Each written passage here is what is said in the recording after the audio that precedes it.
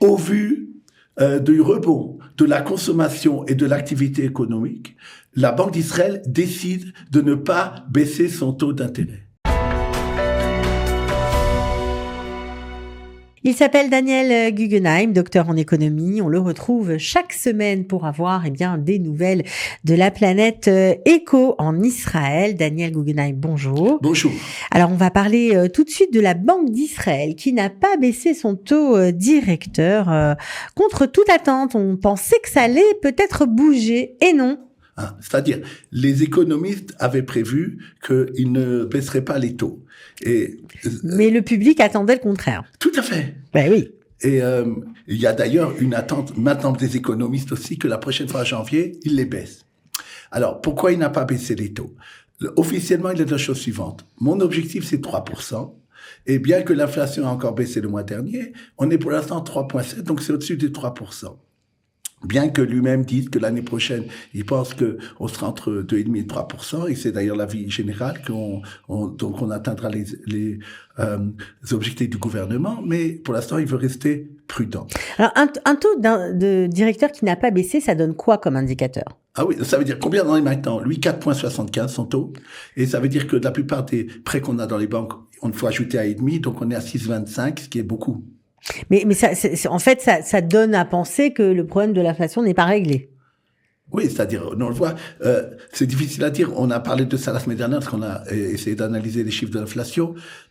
Il est pas réglé ce mois-là, mais on sent qu'il y a une décélération très importante de l'inflation, et il est clair que à cause de la guerre, pour l'instant en tout cas, la demande est quand même moins importante de façon globale, et que une des choses qui fait qu'il y a de l'inflation, c'est quand la demande est supérieure à l'offre. Il faut noter aussi, pour être optimiste sur l'inflation, puisqu'on en parle, que cette semaine, le dollar est à 3,68. Alors que au pire de la guerre, il était à 4,08. Ça veut dire 40 couronnes de différence. Mm-hmm. Et vous allez me dire, oui, le dollar a baissé dans le monde entier, mais l'euro est autour de 4 shekels maintenant, alors qu'il est dépassé les 30. Donc, le shekel s'est énormément raffermi. C'est d'ailleurs une des raisons pour lesquelles il dit qu'il l'a pas fait, parce que il aurait baissé notre taux d'intérêt.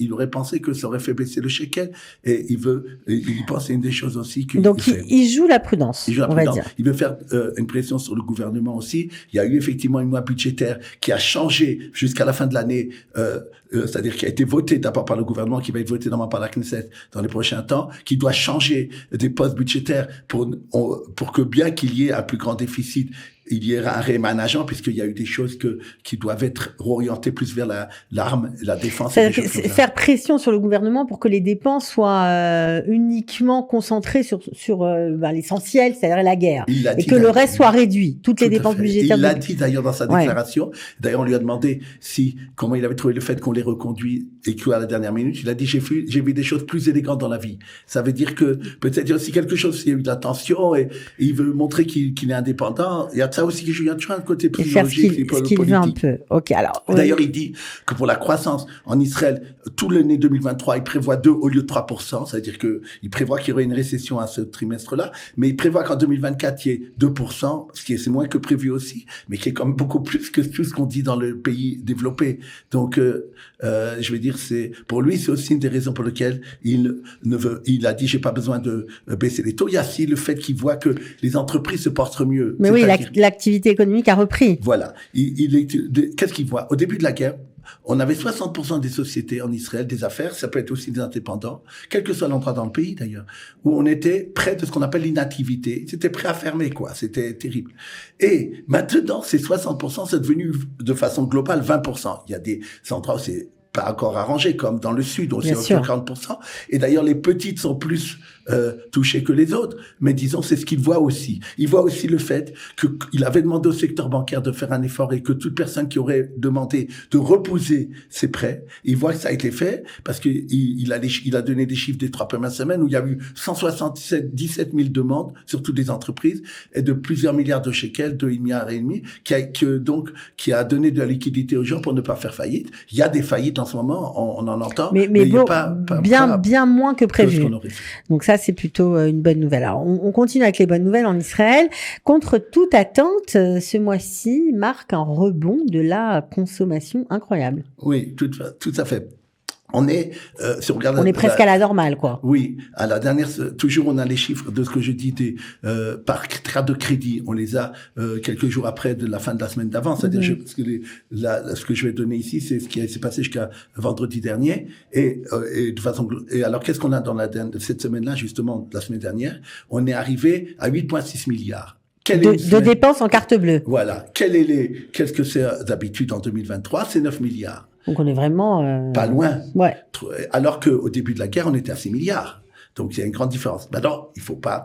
Je dis toujours, il faut voir les faits. Il faut non plus pas être euphorique ou bien dire si c'est biaisé par quelque chose. Ben oui, il faut dire qu'il y a eu le Blue Day, le fameux Black Friday qui s'est transformé en Blue Day. Il y a eu beaucoup d'achats. Oui. Les gens se sont rués dans les magasins. D'accord, tout à fait. Alors, il y a un côté psychologique, je crois. Ils l'ont mis dans la presse financière. Il y a la trêve. La trêve avait commencé déjà à ce moment-là. Les gens avaient besoin de consommer. C'est connu, c'est un des phénomènes économiques.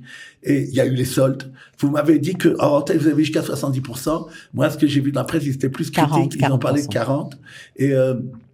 Et ils disent que ça a été, point de vue du chiffre, même supérieur à ce qu'il y a eu en novembre 2022, ben je oui, parle du jour. On comprend les gens quand on voit Blue Day, on a envie d'acheter.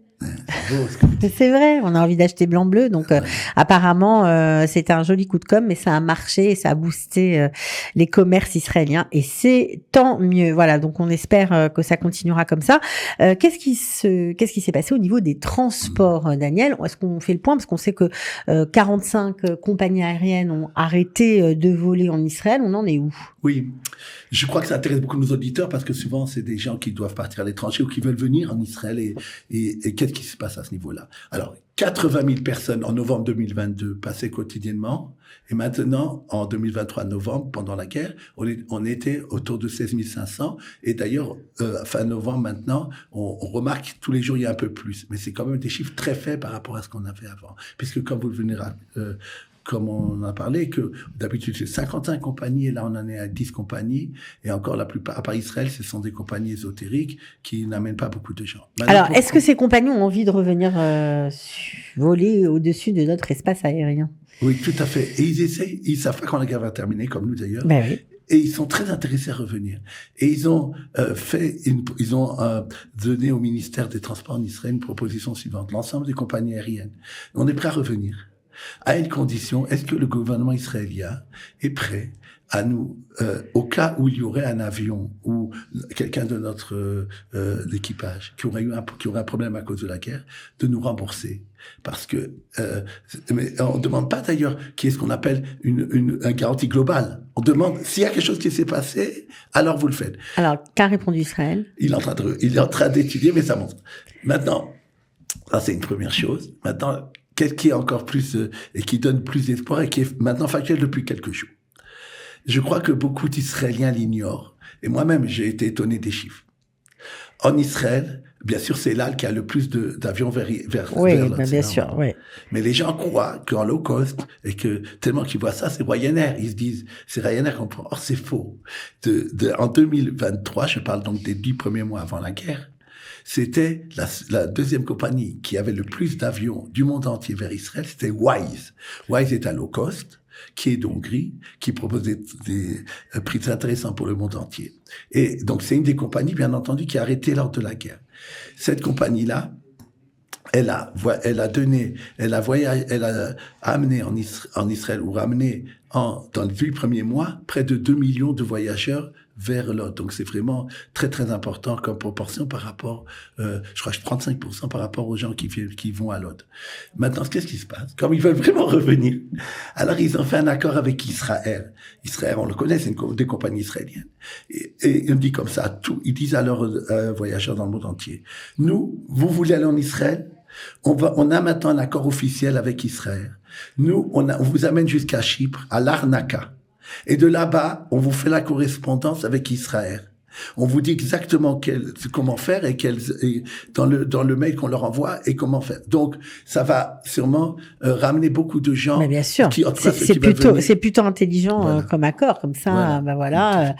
Ça continue et puis en même temps, les Israéliens peuvent voyager low cost et c'est plutôt sympa et les touristes aussi. Dans le monde entier. Donc voilà, bravo à Wise, c'est plutôt intéressant. Et à Israël. Israël, bien sûr, qui a fait l'accord avec Wise. Donc, bravo à eux. Alors, on continue et on termine avec une bonne nouvelle, comme chaque semaine. C'est une compagnie israélienne qui s'appelle Red Hill, qui a vu son cours augmenter de 200% en un seul jour.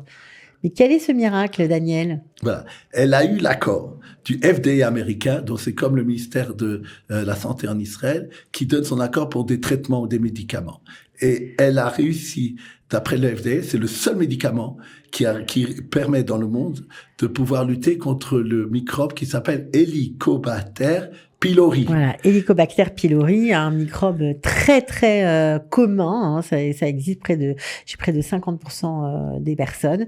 Donc c'est extrêmement développé. Et jusqu'à présent, il n'y a pas vraiment de traitement en fait. On donne des antibiotiques, mais ça marche pas. Mais il a aussi, à part qu'il fait des fois très mal au ventre, mais surtout il peut avoir des conséquences dramatiques point de vue des cancers et autres problèmes. Et donc c'est très important pour lutter contre. Son médicament s'appelle Talissa. Et donc alors vous m'avez demandé si est-ce qu'il est vendu en Israël. Je ne crois pas que le ministère israélien l'ait permis, c'est-à-dire c'est en Amérique. Mais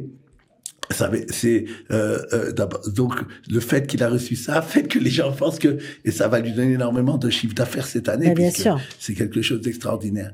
Il faut dire que cette société qui vaut maintenant 10 millions de dollars a également des médicaments pour lutter contre les vomissements ou les autres problèmes qu'on lance en chimiothérapie, contre la haute tension et contre les maladies de cœur. Et donc, mais ce médicament dont on parle, c'est vraiment sa couronne. Voilà, Talissa, longue vie à Talissa pour tous ceux qui souffrent de ce satané microbe. En tout cas, merci d'avoir été avec nous, Daniel. On se retrouve la semaine prochaine, comme toujours. Voilà. Avec plaisir. À bientôt.